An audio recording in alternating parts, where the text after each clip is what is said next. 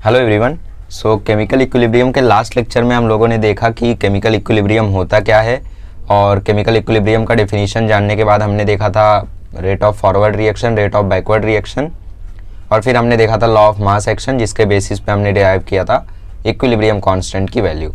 पूरा बड़ा डेरिवेशन करने के बाद मैंने आपको शॉर्टकट भी बताया था कि शॉर्टकट तरीके से आप लोग कैसे किसी भी रिएक्शन को देख के उसके लिए के की वैल्यू लिख सकते हो।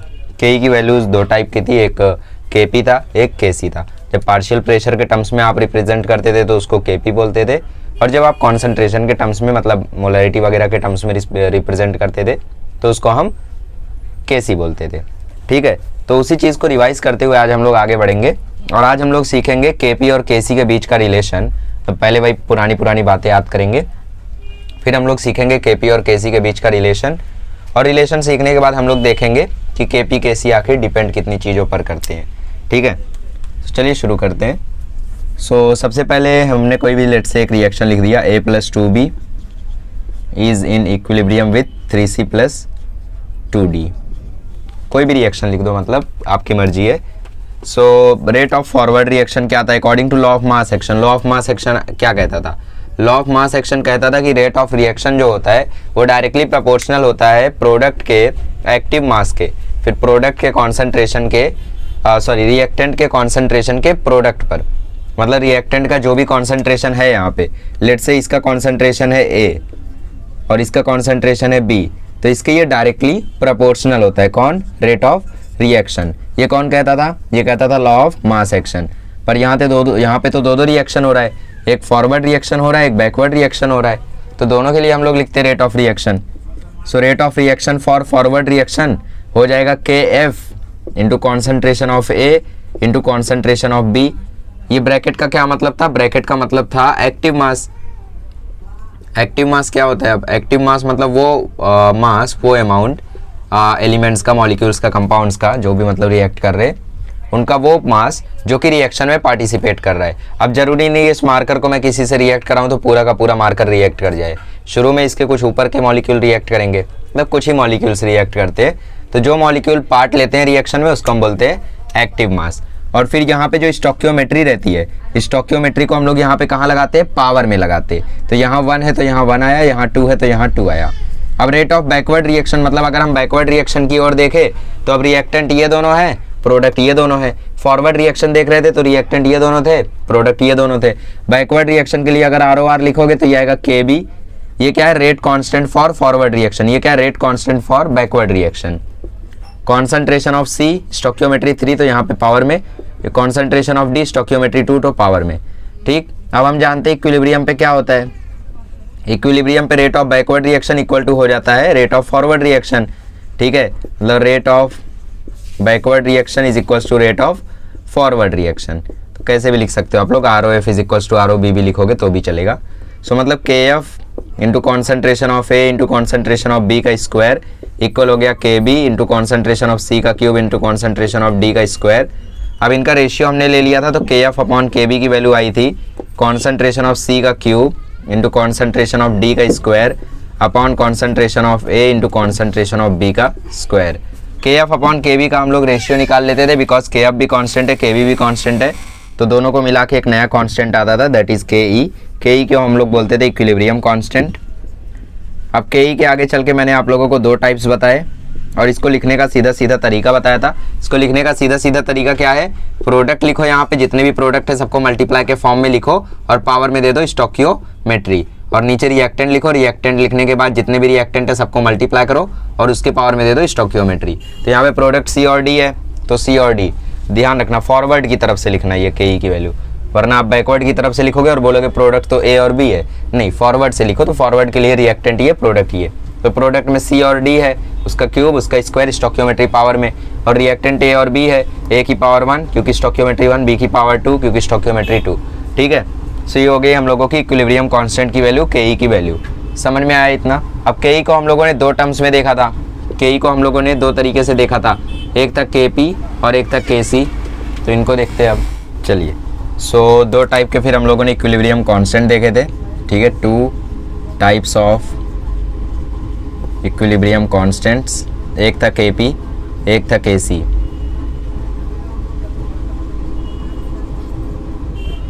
राइट। Kp हम लोग कब लिखते हैं, जब आप लोगों को पार्शियल प्रेशर के टर्म्स में दिया हो या फिर आपको पार्शियल प्रेशर के टर्म्स में लिखना हो, ठीक है। सो Kp हम लोग कब लिखते हैं, जब हमें पार्शियल प्रेशर के टर्म्स में लिखना हो। जैसे मैं आपको रिएक्शन दे दूँ C+O2 गिव्स आउट CO2, क्या ये इक्विलिब्रियम वाला रिएक्शन है ही नहीं, क्योंकि ये रिवर्सिबल होता ही नहीं है ना। C+O2 तो सीधे CO2 बन जाएगा। सो कोई और रिएक्शन ले लो, जैसे N2O4 is in equilibrium with NO2, 2 लगा दो यहाँ पे, ठीक है। तो ये गैस के टर्म्स में, ये गैस के टर्म्स में, तो इसके लिए Kp क्या लिखोगे आप लोग, पार्शियल प्रेशर ऑफ NO2 का square upon partial pressure of N2O4 का पावर 1, ये होगा हमारा Kp इसके लिए, ठीक है। Kp हम लोग कब लिखते हैं, जब गैसेस की बात हो, और यहाँ पे हम लोग सिर्फ इसको तभी लगा सकते हैं जब पूरे के पूरे रिएक्शन में एटलीस्ट एक गैस जरूर हो, या तो प्रोडक्ट में या तो रिएक्टेंट में। आइदर ये लॉ वैलिड नहीं है, मतलब Kp तब डिफाइन नहीं होगा जब कोई गैस होगा ही नहीं। Kc को हम लोग किसी के लिए भी लगा सकते हैं, मतलब for liquids as well as gases, दोनों के लिए आप लोग लगा सकते हो, ठीक। सॉलिड्स के लिए क्या करना है, सॉलिड्स के लिए मैंने आपको बताया था कि सॉलिड का जो एक्टिव मास होता है वो कांस्टेंट होता है, इसीलिए हम लोग इसको 1 ले लेते हैं, and it is taken as unity. अच्छा, कांस्टेंट क्यों होता है, क्योंकि सपोज किसी सॉलिड को आप किसी गैस से रिएक्ट करा रहे हो, तो यहाँ पे आपके पास सपोज ये मार्कर है किसी गैस से रिएक्ट कर रहा है, तो गैस के मॉलिक्यूल से ज़्यादा इसके मॉलिक्यूल होंगे इस सॉलिड के। इतना डेंस होता है ना ये कि गैस इसके सामने कुछ भी नहीं, तो गैस के मॉलिक्यूल्स कम होते हैं as compare to this solid molecule. तो सॉलिड के जो कॉन्सेंट्रेशन होती है उस पर कुछ खास फर्क पड़ता ही नहीं है, तो इसीलिए हम लोग इसको यूनिटी मतलब 1 ले लेते हैं, ठीक है। और एक केस हमने देखा था, सारे केसेस अभी याद दिला दूंगा, टेंशन मत लो। लिक्विड्स और गैस दोनों के लिए हम लोग Kc लगा सकते हैं, और सॉलिड के लिए एक्टिव मास हम लोग सीधा सीधा 1 रख देते हैं, मतलब लिखते ही नहीं है, छोड़ देते हैं उसको, सिर्फ गैस और लिक्विड के लिए लिखते हैं, ठीक। और इसके लिए हम लोग Kc डिफाइन करते हैं, जो कि होता है कॉन्सेंट्रेशन के टर्म्स में। बेसिकली हम लोग मोलैरिटी इसमें ज़्यादा लेते हैं, number of moles upon volume, ठीक। मोलैरिटी को हम लोग ज़्यादा इसमें लेते हैं, number of moles upon volume में। प्रेशर का भी कुछ ऐसा ही होता है, आप लोगों को बताया था, PV = nRT होता है, V को वहाँ भेज दो तो N/V RT हो जाएगा। टेम्परेचर कांस्टेंट कर दो, R तो कांस्टेंट होता ही है, तो P डायरेक्टली प्रोपोर्शनल होता है N/V के। मोलैरिटी भी होता है N/V, तो मोलैरिटी भी N/V, प्रेशर भी N/V, तो इसका मतलब दोनों तरीके से हम लोग इसको लिख सकते हैं, ठीक। किसको, इक्विलिब्रियम कांस्टेंट को, या तो पार्शियल प्रेशर के टर्म्स में या तो कॉन्सेंट्रेशन के टर्म्स में। समझ में आया। तो 2 टाइप के इक्विलिब्रियम कांस्टेंट है, एक Kp और एक Kc। आगे चल के हम लोग किसी को भी लिखेंगे, मतलब आपकी मर्जी रहेगी, Kc को ज़्यादा वैसे लिखेंगे, इसमें ज़्यादा कोई Kp की बात नहीं होगी। न्यूमेरिकल वगैरह दिख गए तो सॉल्व भले करेंगे, ठीक है। चलिए आगे बढ़ते हैं, और अब हम लोग वो केसेस देखते हैं कि यार यूनिटी कब लेना है, कैसे रिएक्शंस को लिखना है। 2-3 एग्जांपल्स फिर से सॉल्व कर लेते तो आपको याद आएगा। चलिए तो अब मैं आपको केसेस बता देता हूँ कौन कौन से, कि कब किसका एक्टिव मास आपको 1 लेना है, ताकि आपको कन्फ्यूज़न ना हो। सबसे पहला केस तो आप लोग जानते हो, जब भी आपके पास सॉलिड हो, जैसे CaCO3 CaO + CO2 वाला रिएक्शन, जहाँ पे ये गैस है, ये सॉलिड है और ये भी सॉलिड है, तो यहाँ पे जब भी आप लोग Kc या Kp लिखोगे तो सॉलिड का एक्टिव मास हम लोग कितना मानते हैं, एक्टिव मास फॉर सॉलिड कितना मानते हैं हम लोग, = 1, ठीक। तो इसीलिए हम लोग इसको नहीं लिखते यहाँ पे, तो किसको लिखेंगे, सिर्फ प्रोडक्ट क्या है यहाँ पे, CO2, पावर स्टोइकियोमेट्री कितनी, 1। क्या इसके बाजू में CaO आएगा, लिखना है तो लिख दो, और नीचे CaCO3 भी लिख दो, पर आपको पता है इसकी वैल्यू कितनी है, 1, तो लास्ट में इसको हटाना ही पड़ेगा, तो हटा दो पहले ही, क्या दिक्कत है, ठीक। तो Kc की वैल्यू आ जाएगी CO2 की पावर 1। यूनिट वगैरह तो मैंने आपको बताया था, मोल पर लीटर, राइट, पावर 1 या फिर 1 - 0 लिख दो, जैसा जमता है। Kp क्या लिखोगे, partial pressure of CO2, power क्या है, यूनिट क्या आएगी, ATM, 1 - 0, खत्म। फिर मैंने आपको बताया था, अगर कोई लिक्विड गैस के साथ इक्विलिब्रियम पे है, मतलब H2O is in equilibrium with H2O, बस यहाँ पे स्टेट अलग है, ये लिक्विड ये गैस। मैंने आपको बताया था इसको क्या बोलते हैं हम लोग, फिजिकल इक्विलिब्रियम। रिवीजन चल रहा है बट जरूरी है रिवीजन, बिकॉज पुराने टॉपिक्स को अगर आप लोगों को थोड़ा सा रिवाइज कराऊंगा तो आज का टॉपिक ज़्यादा बेटर समझ में आएगा। बस इसी के बाद है आज का टॉपिक, कुछ नया नहीं है, कुछ खास भी नहीं है, ठीक है। तो ऐसे इक्विलिब्रियम को हम लोग क्या बोलते हैं, फिजिकल इक्विलिब्रियम, जहाँ पे एक लिक्विड गैस के साथ इक्विलिब्रियम में हो। तो यहाँ पे आप लोगों को लिक्विड का जो एक्टिव मास है वो आपको 1 लेना है। कब, जब कोई लिक्विड गैस के साथ हो। जैसे अभी कोई रिएक्शन हो रहा है जहाँ पे लिक्विड है और सॉलिड है, तो वहाँ पे आप लोगों को लिक्विड के लिए लिखना पड़ेगा लॉ ऑफ मास एक्शन, मतलब Ke की वैल्यू, Kp या Kc, Ke बोल दो तो उसमें Kp Kc दोनों आ जाते हैं ना। सो वहाँ पे आपको लिखना होगा। बट कोई लिक्विड अगर गैस के साथ इक्विलिब्रियम पे है तो वहाँ पे आपको फिर लिक्विड का एक्टिव मास 0 मानना है, 1 मानना है, लिक्विड का एक्टिव मास आपको वहाँ पे 1 मान है, सिर्फ गैस का लिखना है, ठीक है। So when liquid is in equilibrium with gas, तो यहाँ पे आप लोगों को लिक्विड का एक्टिव मास 1 मानना है, ठीक। चलो लास्ट केस देखते हैं। लास्ट केस क्या था कि जब बहुत ज़्यादा वाटर हो, मतलब जैसे CH3COOH, ये आपका एक्वस फॉर्म में, और यहाँ पे H2O is in equilibrium with CH3COO minus plus H3O plus hydronium ion, बताओ, ठीक। CH3COOH एक्वस फॉर्म में है, H2O वाटर है लिक्विड के फॉर्म में, ये भी एक्वस फॉर्म में है, ये भी एक्वस फॉर्म में है। तो अब अगेन याद कर लो, जब भी लिक्विड एक्वस मीडियम में हो, मतलब ये सब क्या एक्वस फॉर्म में ना सब, तो उसमें जब वाटर इन्वॉल्व हो तो वहाँ पे भी हमें इस वाटर का जो एक्टिव मास है वो कितना लेना है, 1 लेना है। When liquid is involve with aqueous medium, ठीक। लिक्विड के साथ कोई एक्वस मीडियम में हो तो आप लोगों को इसको सीधा सीधा 1 ले लेना है, और एक्सप्रेशन किसके लिए लिखना है, सिर्फ और सिर्फ एक्वस के लिए।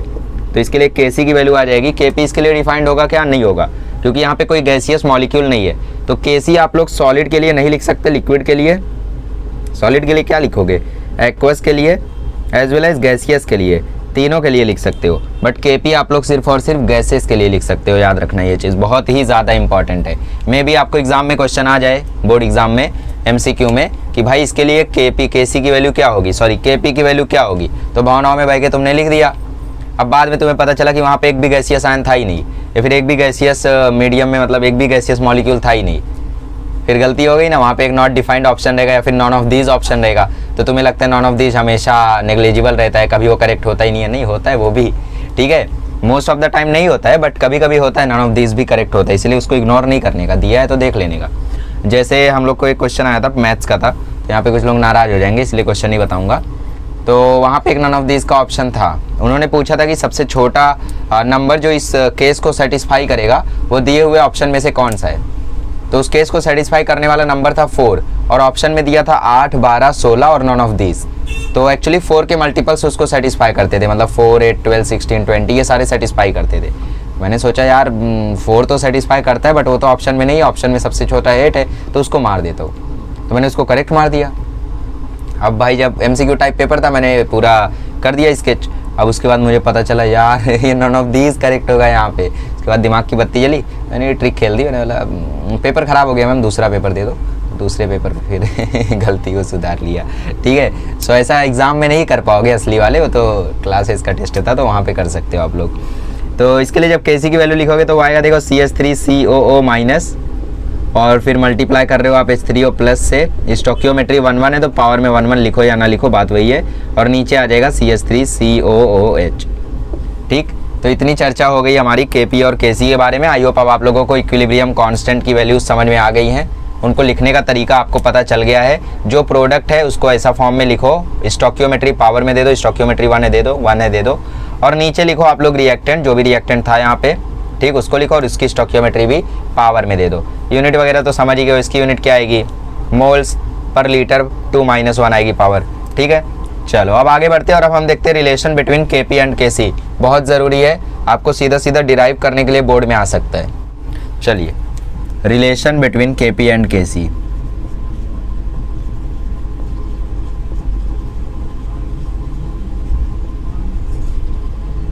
दोनों क्या हैं, दोनों के दोनों ही इक्विलिब्रियम कांस्टेंट्स है, ठीक है। सो इनके बीच में रिलेशन आने के लिए सबसे पहली और आखिरी ज़रूरी बात यही है कि there must be at least one gaseous molecule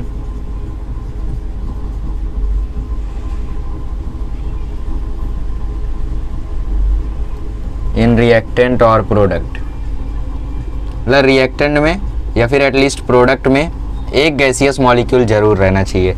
क्यों रहना चाहिए, क्या कारण है, सोचो। अरे Kp तभी तो डिफाइंड होगा, Kp को डिफाइन करने के लिए क्या चाहिए, एक ना एक गैसियस मॉलिक्यूल चाहिए ना।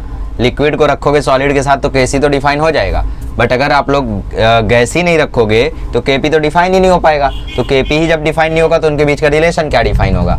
जब Kp नॉट डिफाइंड है तो Kc के साथ कोई रिलेशन हो ही नहीं सकता है। जब Kp डिफाइंड होगा तभी तो Kc के साथ रिलेशन होगा। तो ये कंडीशन याद रखना। तो इसके लिए आप लोग कोई भी एक रिलेशन समझ सकते हो।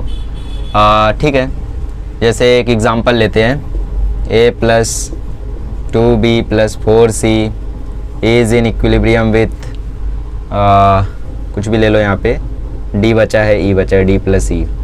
ठीक है, ये दोनों है गैसियस फॉर्म में, ये सॉलिड फॉर्म में, ये है लिक्विड। तो ये है आप लोगों का गैसियस फॉर्म में। अब इसके लिए अगर मैं आपको बोलूँ Kp लिखो, पहले Kc लिख दो, Kp जाने दो। तो Kc क्या लिखोगे, प्रोडक्ट, तो product concentration of D into concentration of B, stoichiometry में पावर, डिवाइडेड बाय रिएक्टेंट में कॉन्सेंट्रेशन ऑफ A। ये देखो लिक्विड गैस के साथ है तो हम लोग इसका एक्टिव मास 1 मानेंगे, सॉलिड का एक्टिव मास हमेशा ही 1 होता है, तो इसका भी स्टोक्योमेट्री 1। मतलब Kc की वैल्यू आ गई D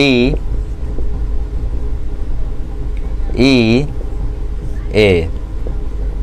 ठीक है, Kp की वैल्यू लिखो थोड़ा सा।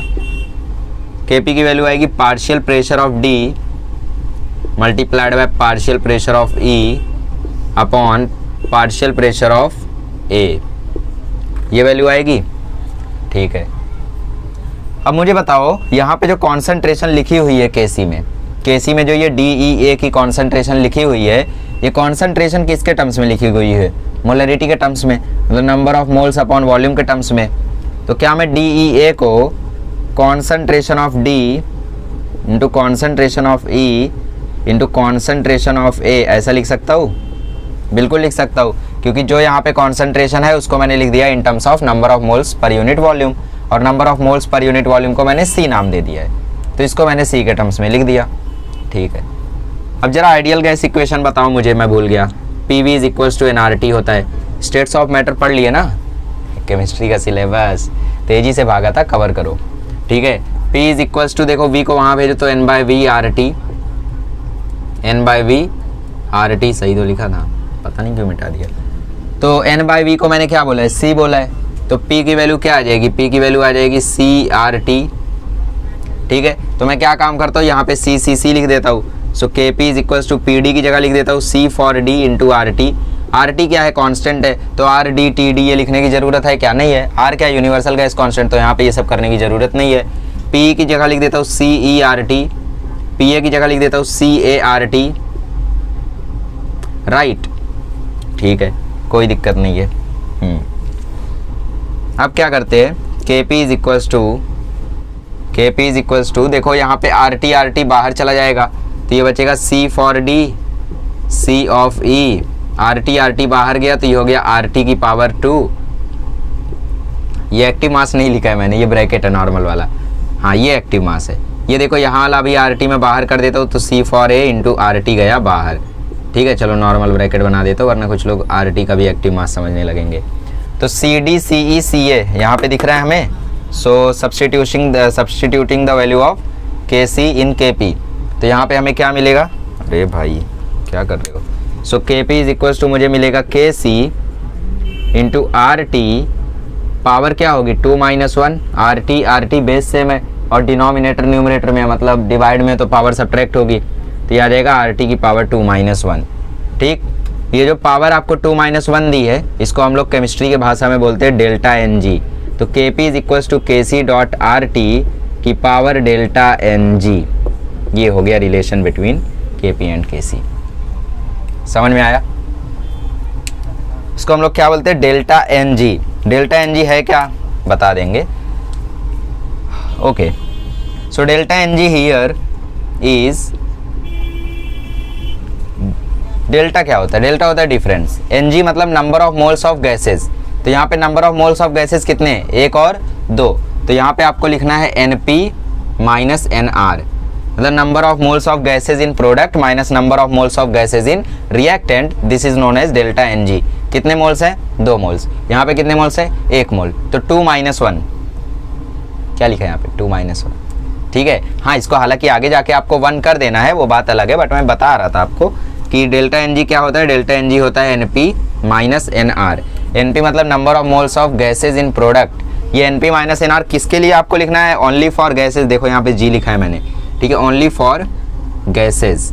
ठीक है। So n p minus n r is only for gases, number of moles of gases in product minus number of moles of gases in reactant. कितने मोल्स हैं यहाँ पे?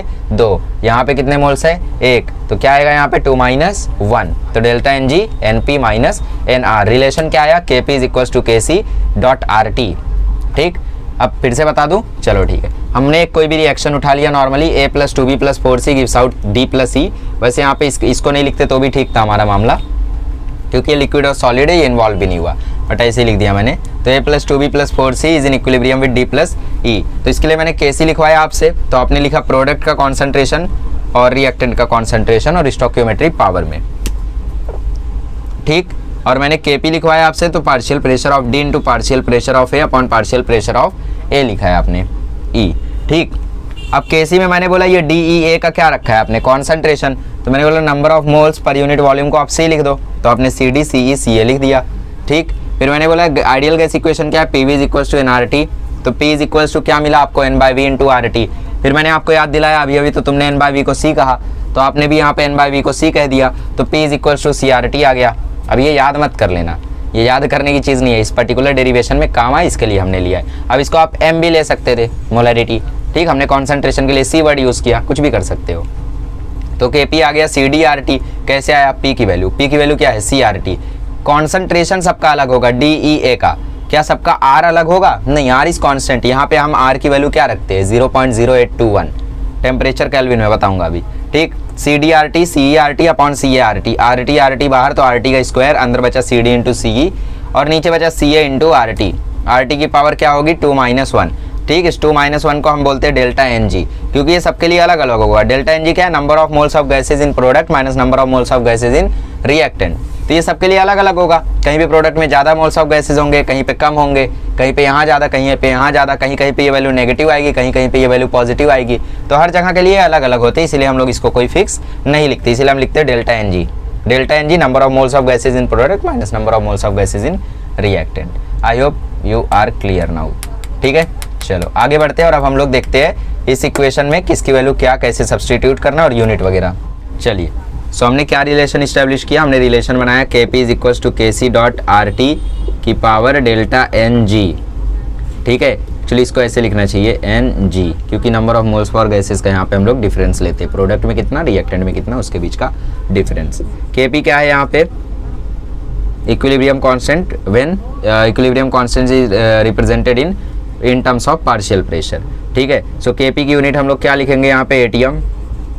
Kc की यूनिट क्या लिखेंगे हम लोग यहाँ पे? मोल पर लीटर। R क्या है यहाँ पे? Universal gas constant, as usual आप लोग जानते रहोगे, स्टेट्स ऑफ मैटर अगर पढ़ के आए हो तो, एक ही चैप्टर हुआ अभी उसको। ठीक, R की हम लोग यहाँ पे वैल्यू लेते हैं 0.0821 वाली। ठीक, और इसकी यूनिट क्या होती है R की? जरा याद कर लो, इसकी यूनिट होती है PV/NT। PV/NT मतलब ATM लीटर पर मोल केल्विन। ठीक, ATM लीटर पर मोल केल्विन, बहुत बड़ी यूनिट है इसकी, तो मुझे भी ज़्यादा याद नहीं रहती है, तो मैं सीधा आइडियल गैस इक्वेशन लिखता हूँ, यूनिट डिराइव कर लेता हूँ। टेम्परेचर आपको किस में रखना है? टेम्परेचर ऑब्वियसली आपको केल्विन में रखना है एज यूजुअल, केल्विन नहीं केल्विन।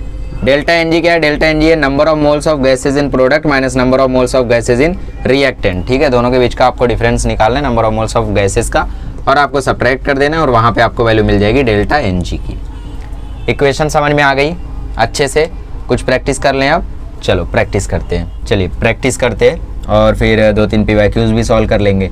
H2 प्लस I2 क्या आता है इसका आंसर? एक्चुअली कुछ पर्टिकुलर इक्वेशंस ही हैं इक्विलिब्रियम पे, तो वही इक्वेशन सबसे ज़्यादा फेमस है, तो याद करना पड़ता है उन्हें, जैसे H2I2, N2 plus 3H2, CaCO3 CaO और CO2, N2O4 और NO2। ठीक, तो ये सारी इक्वेशंस फेमस हैं। SO2 plus O2 gives out SO3, ये सारी इक्वेशंस फेमस है, तो आप लोगों को ये इक्वेशंस याद हो जाएंगे, प्रैक्टिस इनकी कर लोगे तो ऑब्वियसली एग्जाम में यही इक्वेशंस आएंगे, तो सीधा सीधा आंसर ही याद रहेगा आपको। 2HI सब गैसियस फॉर्म में रहते हैं। ठीक है, सो वैल्यूज़ लिखते हैं। अगर हम लोग इसके लिए Kc लिखने जाए तो Kc क्या आएगा? हाँ, रिलेशन में सीधा सीधा हम लोग इसको लिखते हैं, Kp is equals to KC dot RT की पावर डेल्टा NG। चलो मुझे आंसर बताओ क्या आएगा? Kp is equals to KC RT की power number of moles of gases in product 2 minus number of moles of gases in reactant 1 2 2 minus 2, तो Kp is equals to KC dot RT की power 0। K P is equal to K C dot R T की power 0, R T की power 0 मतलब 1, मतलब जब delta N G की value 0 हो जाएगी तो के पी के सी के इक्वल होता है। When delta N G equals to 0 वहाँ पे के पी जो होता है वो के सी के इक्वल होता है। आइदर बहुत केसेस में के पी के सी से अलग भी होता है। अब यहाँ पे आपको फेमस क्वेश्चन देखने को मिलेगा कि आप लोगों को एग्जाम में एमसीक्यू आ जाएगा और फिर बोलेगा कि चारों में से कौन सा ऐसा इक्विलिब्रियम इक्वेशन है, मतलब कौन सा ऐसा रिवर्सिबल इक्वेशन है जहाँ पे के पी और के सी की वैल्यू सेम रहने वाली है। तो आप क्या चेक करोगे, आप चेक करोगे डेल्टा एन जी किसका 0 आ रहा है। जिसका डेल्टा एन जी 0 दिखेगा समझ जाना वही कौन सा है जिसका के पी और के सी इक्वल है। और क्या लिख सकते हो, N2 + 3H2 gives out 3 moles of ammonia, sorry 2 moles of ammonia. Equation लिखते के P is equals to K सी की डॉट आर टी की पावर डेल्टा एन जी। के पी क्या होगा यहाँ पे पता नहीं, के सी क्या होगा यहाँ पे पता नहीं, ये सब नहीं लिखना है आपको, बस रिलेशन में लिखना है आपको, ठीक है। Dot R T, delta N G लिखो यहाँ पे, number of moles of gases, कुछ महान लोग ऐसा लिखते हैं 2 3 या 6 यहाँ पे, तो ये आएगा 6, 3 2 या 6 और 6 और 2 8, तो 6 - 8 मतलब डेल्टा एन जी की वैल्यू है यहाँ पे -2। यस आंसर करेक्ट है, बट वो तुक्के से करेक्ट आया है, सही आंसर नहीं है। देखो मोल्स की बात कर रहे हैं यहाँ पे, तो NH3 पूरा का पूरा अमोनिया है। यहाँ पे तुम्हें हाइड्रोजन के कितने हाइड्रोजन है उससे मल्टीप्लाई नहीं करना है, ये पूरे के पूरे अमोनिया की बात हो रही है। तो यहाँ पे सिर्फ 2 मोल्स है, यहाँ पे 3 मोल्स है, यहाँ पे 1 है, मतलब 2 - 4 आएगा ये। तो मेरा भी तो -2 आया था, लेकिन करेक्ट मेथड ये है। तुम एंट्रेंस लेवल पे तुक्का मार दोगे -2 आ जाएगा, करेक्ट आंसर आ जाएगा। कोई बहुत ही हार्ड इक्वेशन आया था, मतलब हार्ड क्वेश्चन आया था जिसका आंसर तुमने करेक्टली सॉल्व कर दिया, तो सब लोग ये नहीं बोलेंगे कि बेटा कमाल कर दिया तूने, इतना हार्ड इक्वेशन कैसे उड़ा दिया, तुक्का मारा होगा, ये भी तो हो सकता है, ठीक है। तो बोर्ड में ये चीज़ नहीं चलती है, इसलिए बोर्ड का सिस्टम थोड़ा सा अच्छा होता है कि बच्चे को प्रोसेस भी पता रहना चाहिए। के P is equals to K C dot R T की पावर -2। तो ये हो गया इसके लिए इक्वेशन, ठीक है। चलो कुछ और क्वेश्चंस करते हैं, देखते हैं कुछ PYQ वगैरह है क्या। जैसे यहाँ पे देखो एक क्वेश्चन गलती से आ गया था जेई में, ट्रूली ये क्वेश्चन गलती से आया था मुझे लगता है। क्वेश्चन है SO2 + ½ O2 gives out SO3।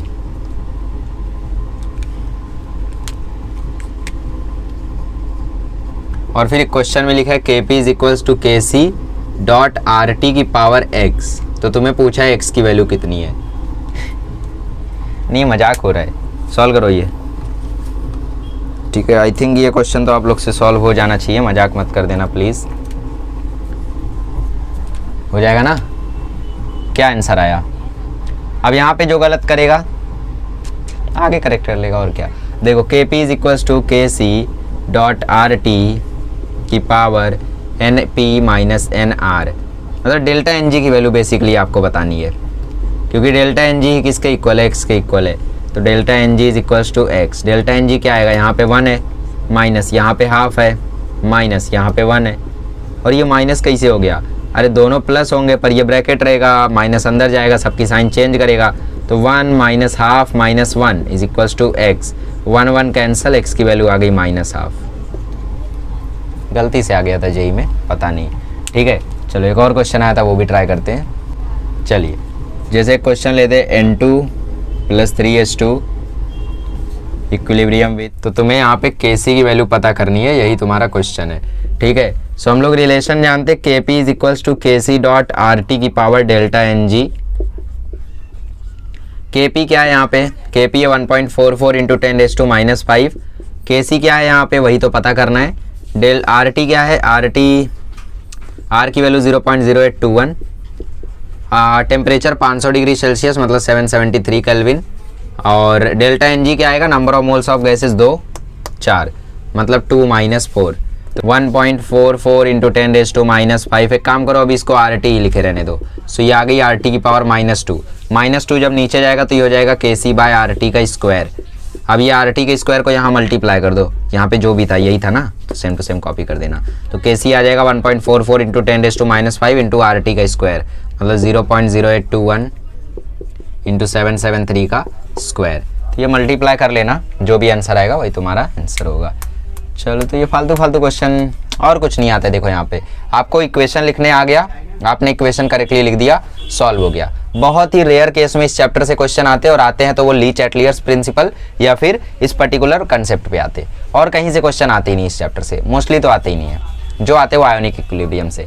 ठीक है, चलिए आगे बढ़ते हैं और अब हम लोग इसके कैरेक्टरिस्टिक्स देख लेते हैं जो कि आपकी टेक्स्ट बुक में दिया हुआ है, तो उससे बोर्ड में 3 मार्क्स का क्वेश्चन आ सकता है। चलिए, so we were talking about characteristics of equilibrium constant. अब इसके आपको 4 कैरेक्टरिस्टिक्स दिए हुए टेक्स्ट बुक में, बट अगर हम लोग देखें तो कई सारे कैरेक्टरिस्टिक्स होते हैं, तो सबकी चर्चा हम लोग कर लेंगे।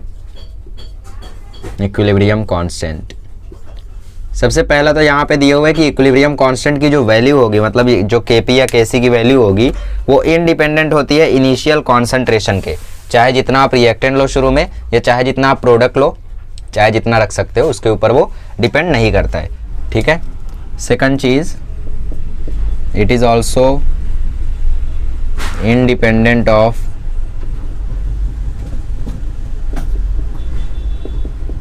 प्रेजेंस ऑफ इनर्ट मटेरियल और कैटलिस्ट। मतलब रिएक्शन में अगर कोई कैटलिस्ट इन्वॉल्व है तो भी केपी या केसी की वैल्यू को कोई फर्क नहीं पड़ेगा। अगर कोई इनर्ट मटेरियल मतलब ऐसे मटेरियल जो रिएक्शन के दौरान इनएक्टिव रहे, एक्टिव ना रहे, तो जैसे हीलियम वगैरह को हम लोग इनर्ट गैसेस क्यों बोलते हैं? क्योंकि ये रिएक्ट नहीं करते, नॉन रिएक्टिंग है। तो वैसे ऐसे मटेरियल जो कि रिएक्ट नहीं करते हैं, इनएक्टिव होते हैं, उन्हें हम इनर्ट मटेरियल्स बोलते हैं। तो उनके प्रेजेंस में भी ये इंडिपेंडेंट होते हैं, टेम्परेचर के साथ चेंज होते हो हम लोग बाद में देखेंगे। Equilibrium constant has a characteristic value for a particular reversible reaction represented by balanced equation on the given temperature. ठीक है, हर एक के लिए जो केपी और केसी की वैल्यू होती है वो अलग अलग होती है, वही वहाँ पे लिखा है। ठीक है, थर्ड पॉइंट बोलता है higher the value of KC और KP means more product is formed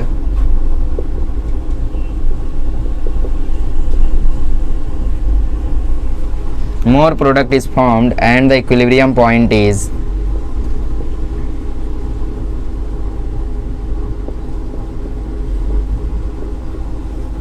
more towards right hand and vice versa। more towards right hand मतलब इस तरफ forward, more towards right hand side and vice versa. मतलब जितनी ज़्यादा KP और केसी की value होगी उतना ही ज़्यादा फॉरवर्ड रिएक्शन होगा, और जितना कम केपी और केसी की वैल्यू होगी उतना ज़्यादा बैकवर्ड रिएक्शन होगा। वही वहाँ पे बोला है vice versa, right hand side and vice versa. ठीक है, अब देखो टेम्परेचर के ऊपर ये थोड़ा सा अलग तरीके से डिपेंड करते हैं, बट ये हमने उनकी बात की जिनके ऊपर डिपेंड नहीं करते। अब इससे भी आप लोग कई सारे पॉइंट्स बना सकते हो, right. It does not depends on the initial concentration of reactant और product. It does not depend on the presence of inert material. It does not depends on the presence of a catalyst. Higher the value, ये यहीं से आपके देखो 4 points तैयार हो गए। अब 4 पॉइंट्स तैयार होने के बाद मैं और पॉइंट्स बता देता हूँ जिनके ऊपर डिपेंड करता है। जैसे ये डिपेंड करता है मोड ऑफ रिप्रेजेंटेशन पे, आप रिप्रेजेंट कैसे करते हो रिएक्शन को, और फिर ये डिपेंड करता है किस तरीके से आप लोग टेम्परेचर को चेंज करते हो ड्यूरिंग रिएक्शन। चलिए, सो अब बात करते हैं किसके किसके ऊपर ये डिपेंड करता है। तो it depends upon mode of representation.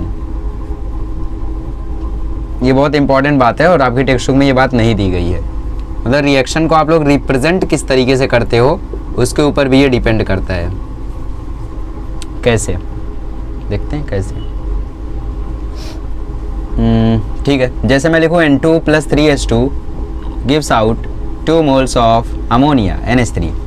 ठीक है, सो इसके लिए Kp की वैल्यू क्या होगी, या लेट से Kc की वैल्यू क्या होगी।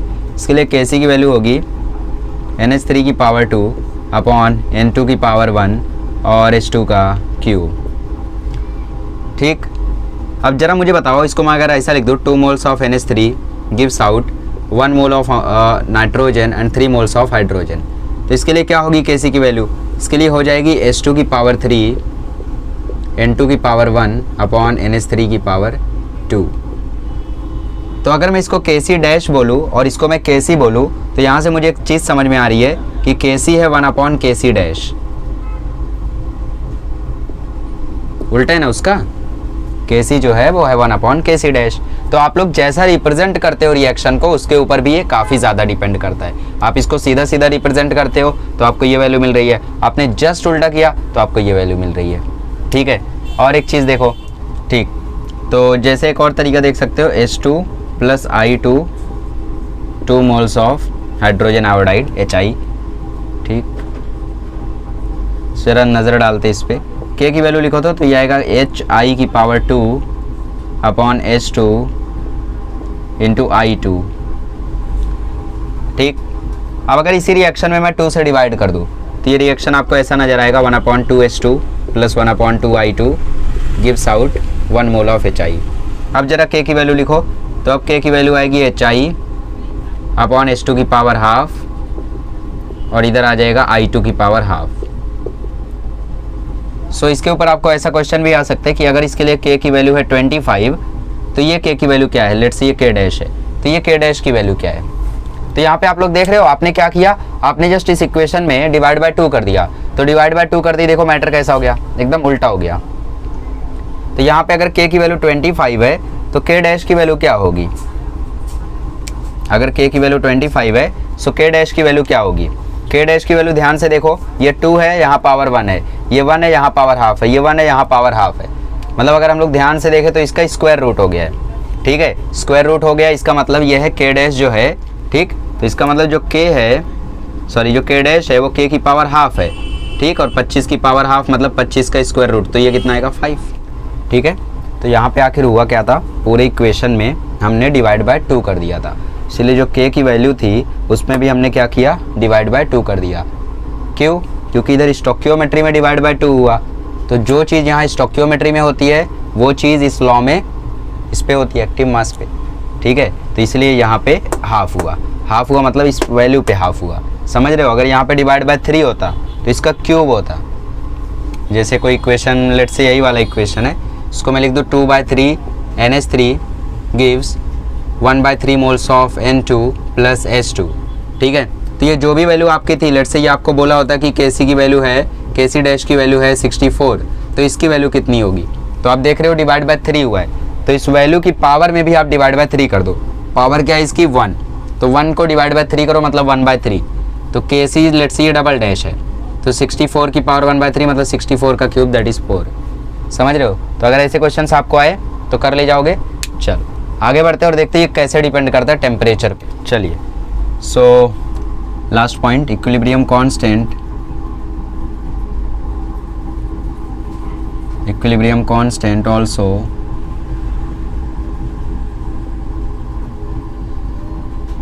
also depends upon temperature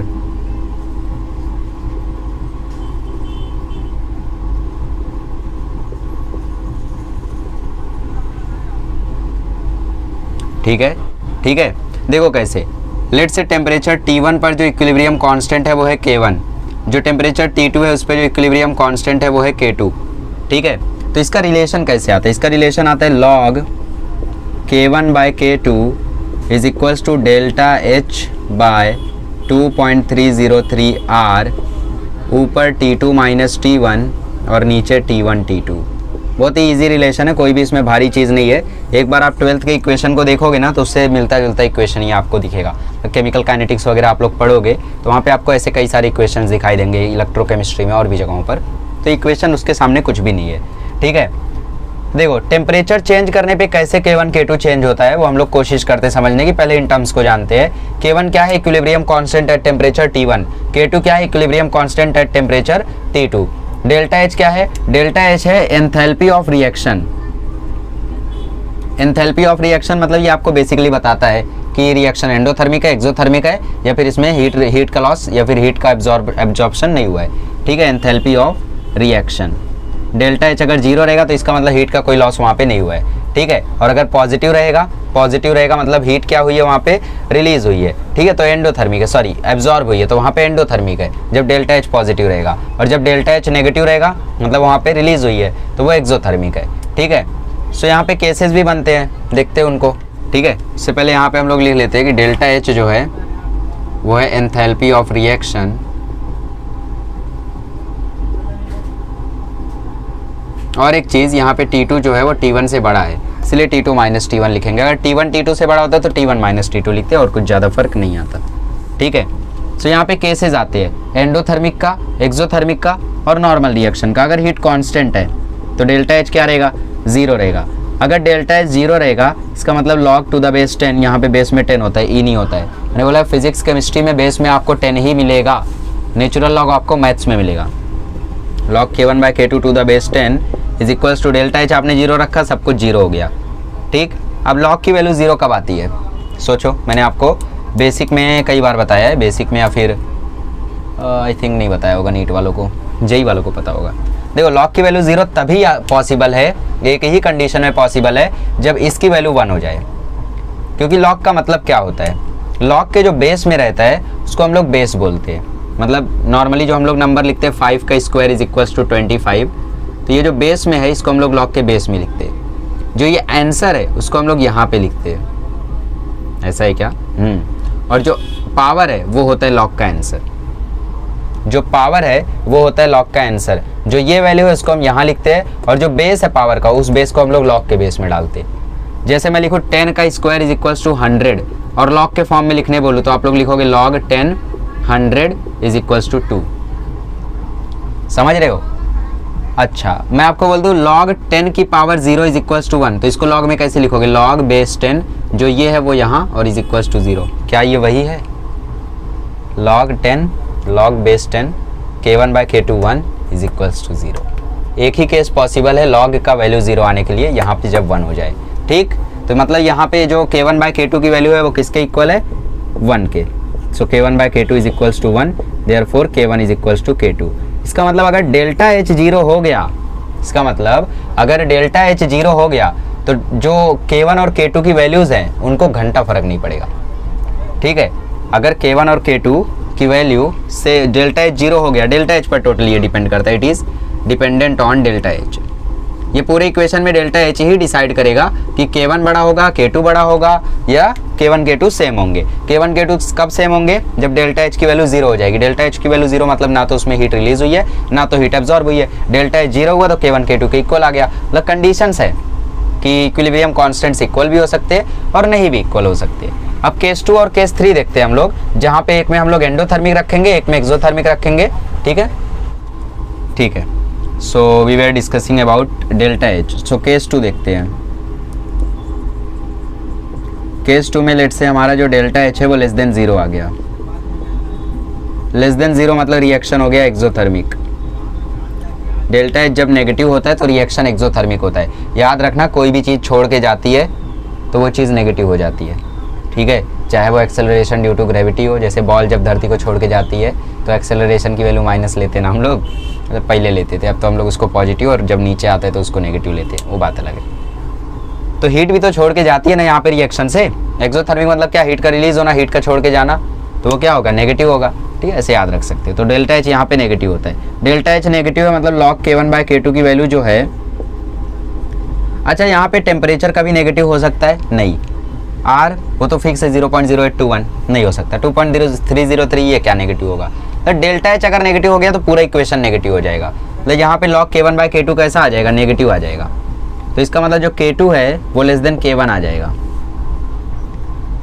याद कर लो कि जो ऐसा कंडीशन जब भी आ जाए तो k2 जो है वो k1 से छोटा आ जाता है। अब यहाँ पे थोड़ी सी इनइक्वालिटी इन्वॉल्व होती है log की। ऐसा समझ लो ये डिनोमिनेटर में, तो हमने इसको वहाँ भेज दिया और फिर इनइक्वालिटी चेंज हो गई तो ये उल्टा हो गया। तो k2 जो है वो k1 से छोटा हो गया। ठीक, k2 यहीं रह गया, k1 वहाँ चला गया, तो k2 is less than k1, ये कंडीशन हो जाती है। हाँ, तो इसका मतलब जैसे जैसे k2 जो है वो टेम्परेचर T2 पर कैसा है? T2 टेम्परेचर T1 से ज़्यादा है। मतलब यहाँ पर अगर हम लोग टेम्परेचर बढ़ा रहे हैं तो हमारे जो k की वैल्यू है वो घट रही है। क्या हो रहा है यहाँ पे? अगर डेल्टा एच नेगेटिव है, मतलब अगर रिएक्शन एक्सोथर्मिक है, तो अगर हम टेम्परेचर बढ़ाएंगे तो k की वैल्यू घटेगी। समझ में ही आ रहा है? देखो T2 जो था वो T1 से बड़ा था, मतलब बाद में जो टेम्परेचर आया वो पहले वाले टेम्परेचर से ज़्यादा है। तो बाद में जो k की वैल्यू आई वो पहले वाले k की वैल्यू से कम है। मतलब पहले वाली k की वैल्यू ज़्यादा थी, पहले टेम्परेचर कम था, अब k की वैल्यू ज़्यादा है, अब k की वैल्यू कम है, अब टेम्परेचर ज़्यादा है। तो इसका मतलब इन्वर्स रिलेशन है यहाँ पे। तो केस 2 जब एक्सोथर्मिक होगा तो वहाँ पे जब टेम्परेचर ज़्यादा होगा तो k की वैल्यू कम होगी। एक बार और बता देता हूँ, देखो बाद में टेम्परेचर ज़्यादा हुआ, पहले टेम्परेचर कम था। k की जो बाद वाली वैल्यू है, k2 क्या है? बाद वाली वैल्यू, वो कम है पहले वाली वैल्यू से। तो बाद में टेम्परेचर ज़्यादा, बाद में वैल्यू कम, तो टेम्परेचर ज़्यादा वैल्यू कम, पहले टेम्परेचर कम और वैल्यू ज़्यादा, तो टेम्परेचर कम वैल्यू ज़्यादा, इन्वर्स रिलेशन है। तो टेम्परेचर ज़्यादा तो वैल्यू कम। केस 3 देखते हैं एंडोथर्मिक का। डेल्टा एच जब पॉजिटिव होगा, धरती माँ के पास आओगे तो पॉजिटिव ही रहोगे, ठीक है, सो वो एंडोथर्मिक। हीट जब पास आएगी, एब्जॉर्ब होगी, तो वो एंडोथर्मिक। ठीक, लास्ट केस है, इसके बाद वीडियो को स्टॉप करेंगे और कुछ था नहीं। बस रिलेशन हमने डिराइव किया, हमने कैरेक्टर्स देखे और ये हमने बेसिक रिलेशन देखा। इसके ऊपर क्वेश्चंस आ सकते हैं आप लोगों को, डेरिवेशन इंपॉर्टेंट था। अगले लेक्चर में बेसिकली हम लोग न्यूमेरिकल्स डिस्कस करेंगे। अगला दोनों लेक्चर न्यूमेरिकल बेस्ड होगा और जो 5वां लेक्चर होगा वो सबसे इंपॉर्टेंट होगा, ली चैटलियर्स प्रिंसिपल। ठीक है, इसको देख लेते हैं। log to the base 10 k1 by k2। अब यहाँ पे डेल्टा एच भी पॉजिटिव है, बाकी सब तो पॉजिटिव रहेंगे ही, मतलब ये ग्रेटर देन 0 आ जाएगा। इसका मतलब जो k2 है वो ग्रेटर देन k1 आ जाएगा। ठीक है, इसका मतलब बाद में जो k की वैल्यू है वो ज़्यादा है, बाद में टेम्परेचर भी ज़्यादा है। पहले k की वैल्यू कम थी, पहले टेम्परेचर भी कम था, इसका मतलब टेम्परेचर बढ़ाओगे तो k की वैल्यू बढ़ेगी। ये केसेस हैं, इन्हें अच्छे से याद रखना। ये सब आपकी टेक्स्ट बुक में नहीं मिलेगा, ठीक, एनसीईआरटी में मिलेगा, अच्छे से याद रख लेना और इससे आप लोगों को काफ़ी हेल्प होगी। अब अगले लेक्चर में मिलेंगे तो हम लोग के ऊपर न्यूमेरिकल सॉल्व करेंगे, इक्विलिब्रियम कांस्टेंट के ऊपर। बहुत ही अच्छे न्यूमेरिकल्स और उनको करने का एक पैटर्न होता है। अब जो लोग बोर्ड लेवल की प्रिपरेशन कर रहे हैं उन लोग सिर्फ 1-2 न्यूमेरिकल देखेंगे, हट जाएंगे। चौथा वीडियो भी आएगा, उसमें भी बस 1-2 न्यूमेरिकल देखेंगे और कंसेप्ट सीखेंगे, हट जाएंगे। या फिर उनको चाहिए तो तीसरा चौथा वीडियो देखो ही मत, सीधा 5वां वीडियो देखो। जो लोग बोर्ड लेवल की प्रिपरेशन कर रहे हैं और जल्दबाजी में कि फटाफट सिलेबस खत्म करना है, लोग सीधा 5वां वीडियो देखो, क्योंकि आपकी बोर्ड की बुक में न्यूमेरिकल है ही नहीं। केमिकल इक्विलिब्रियम में जादुई बुक है, हाँ, ठीक है, बीच में दिया है 1-2, बस उससे कुछ नहीं होगा। ठीक है, तो एंट्रेंस लेवल की प्रिपरेशन कर रहे हो तो सब देखो, बट अगर आप सिर्फ बोर्ड का कर रहे हो तो पहला, दूसरा, 5वां वीडियो देखो, काफ़ी है। चलिए मिलते हैं अगले लेक्चर में। Thank you so much.